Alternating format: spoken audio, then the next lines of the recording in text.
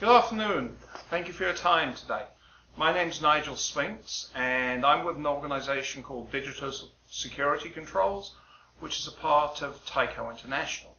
My history in the alarm industry is about 36 years. I started with an alarm company in the UK called ADT, and I eventually moved to Canada, just outside Toronto, and was on the dealer installer end of the security business, and currently, and for the last 24 years, I've been on the manufacturing side. So today I thought I would take a little while and explain to some of the progress that's happened over the generations on arming and disarming of security systems and basic burglar alarms. So with that, I'd like to take you over to an array of key switches we have on the wall.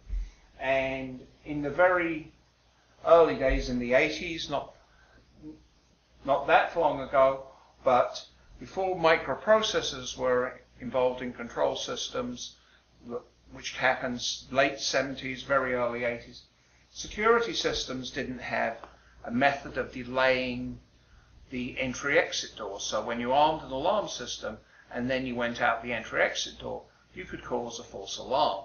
So how that was averted was we had these switches that would be on the outside of the store or the building, and they were typically known as a shunt switch.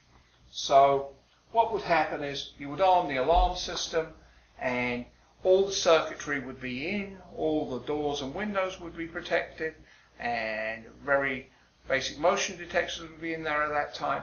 And then you'd walk out of the store, and in order to arm the primary exit door, once you'd close the door, you'd turn this switch, and that would bring the entry-exit door into the circuit of the security system. So we have different arrays of switches here, and if I look at this one here, if you can see it, it's a very secure key. You couldn't take it to your independent locksmith and have that cut. You'd have to have a registration for that. And there are a number of different ones here with barrel keys and, again, high security devices. So that's what the key switch was used for. And finally up here we have a very basic shunt switch, and that was used in the places where, let's say you had a door at the back of the building that you might want to use for refuge and you wanted to go out through that way.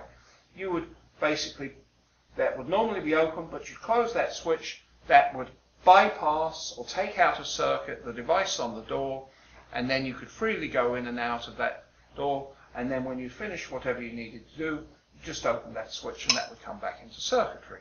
So that was really the first step. Then we came into the era of microprocessors, where you were able to use a code that you're familiar with today to arm and disarm alarm systems. So in this technology, the one I have in my hand here, all the processing was done in the actual device.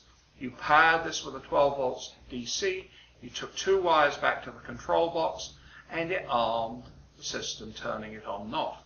Now, what happened was this was a basic, normally open, normally closed contact, and that's how you arm the system. Manufacturers then put into their control system what we call momentary arming, where you could send a pulse from one of these devices or multiples of these devices, and the pulse would arm and disarm. So you wouldn't have a state device, you'd have a switchable device. So that was the early keypad devices. As we progressed with technology, we've come to an era where we now use microprocessors in the actual control box with displays that you're familiar with today, and they are now on what we term in the industry as an addressable loop. And so the addressable loop is, I can put keypads on one 4-wire system, I can put motion detecting devices on there, I can put zone expanders, I can put a number of things on this multiplex system. So the one I have in my hand here was primarily used for fire, which is easily recognizable by the red bezel on the device. So this keypad would have two purposes on a control system.